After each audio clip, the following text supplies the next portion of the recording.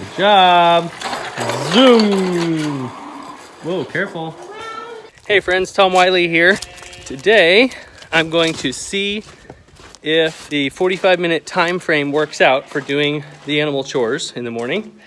But first, I just got notification that this UPS package arrived. It is for the seed company. By the way, you guys might be curious, or anybody who's our seed customers might be curious why our address on the seed packs say an Idaho P.O. box.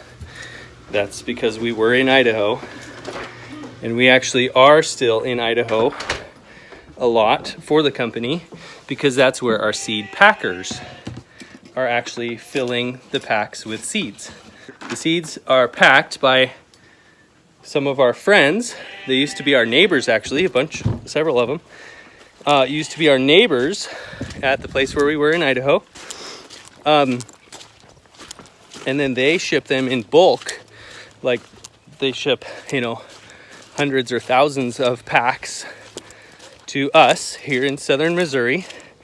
And then we ship them directly to you, our customer, from here. It's not the most efficient because we're shipping, we're kind of double shipping stuff, but it's the way it's working for us right now.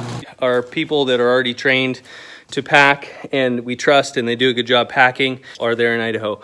And more than half of what we do is shipping tons of packets to Azure Standard, which is in Oregon. Most of the weight we ship is sent from Idaho to Oregon, which is a short, cheaper shipping route than coming from Missouri all the way to Oregon. So it kind of works out.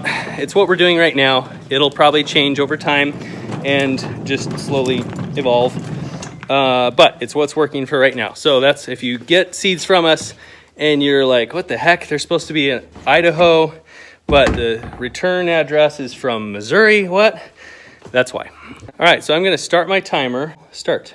Okay, so now I have 45 minutes to do the chores, and hopefully I'll have some time left over to do some other stuff. So I'm not going to video because this is going to, make me take longer. This is kind of a test to see if 45 minutes is a workable time frame. And I'm back. Let's see how much time I have left. Oh, 26 minutes. That's cool. I might need to adjust that time frame down to be not quite that long. But we'll see. Today, I don't think I really had much go wrong today, like out abnormal. I need to remember, put this goop on one of the chickens tonight when I put them in. But there's no reason to take an extra trip out there right now because it's not immediately needed. So I have 26 minutes. I think what I'd like to tackle is inventorying my rabbit cage building supplies. We potentially are about to get some rabbits either this week or next week, hopefully, to replace our buck that we lost to the neighbor dog who came over and attacked them. Thankfully, the neighbor did good. He reimbursed me for the rabbits lost. It was 3 rabbits that ended up dying and the damage to the cage.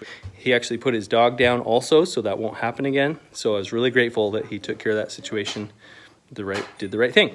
So we have 2 does over here, but no buck. So I want to get a buck. We're getting a buck from a friend. I want to get a spare buck and just one to help just vary the gene pool.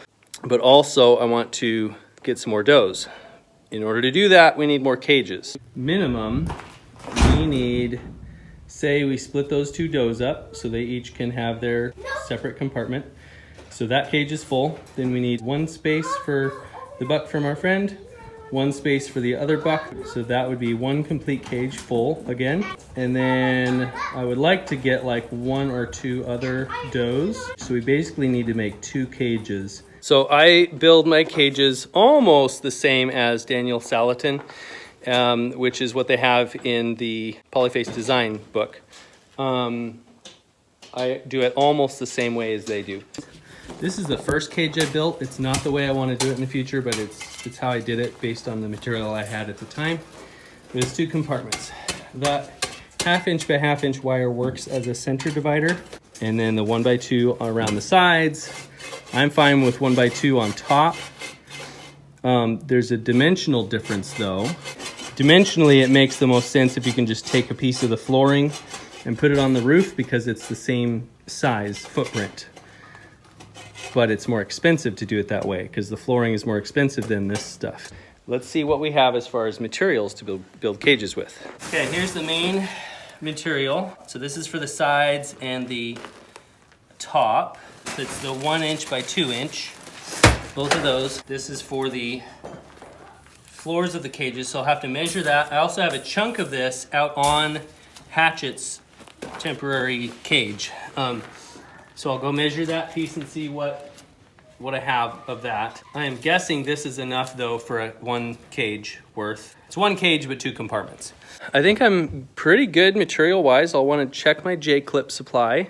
And look at that. My timer is done and I had just enough time to figure all this out. One thing I realized with this whole time constraint model is that you're having a time constraint to do the chores, so you're motivated to do them as quickly and efficiently as possible, but obviously still doing a good job and doing them completely.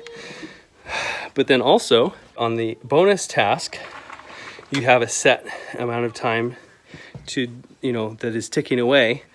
So it's motivating to spend that time efficiently and get the most done in it as possible. Which is good. I really like that.